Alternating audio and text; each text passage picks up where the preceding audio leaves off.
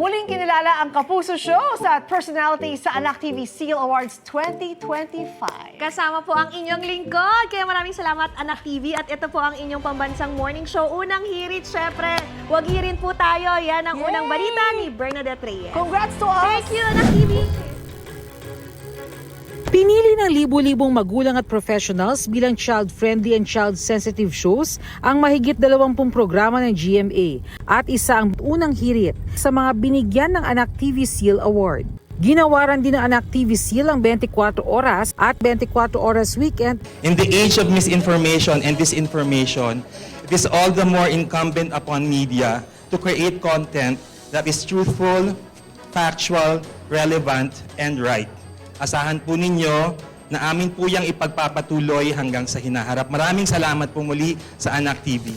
Gayon din ang kapuso mo Jessica Soho at mga programa mula sa GMA Public Affairs Group, mga programa mula sa GMA Entertainment Group, at 3 programa ng GMA Regional TV and Synergy. Sa GTV, 5 programa ang ginawaran ng pagkilala.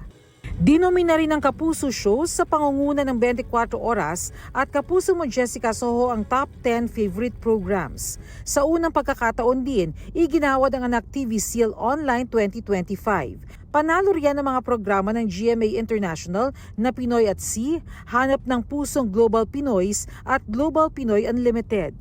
Pinarangalan naman bilang Hall of Famer si Alden Richards na isa ring Net Makabata Star Awardee. Ang parangal na ito ay ginagawad sa online influencers, digital creators at artists na ginagamit ang kanilang platforms para makapang-inspire, mang-educate at makapagpakalat ng kindness sa digital space. This is another reminder for me to keep on pursuing, keep on giving inspiration to a lot of people, especially the kids who is watching and looking at us from afar with the things that we do.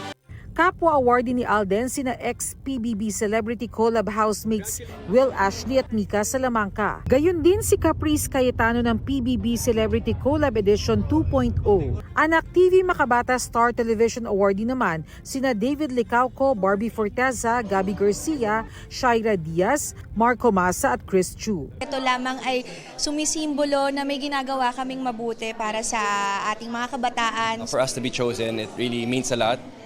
And it's, like I always say, it's an inspiration for us and a motivation to continue to do better. You play a very important role in influencing the growth and the future development of mga bata. Pag may Anak TV Seal nakalagay o nakadikit sa programa, ibig sabihin hindi dapat matakot, hindi dapat mabahala ang mga magulang o yung mga guardian kasi hinimay-himay na yan ng taong bayan.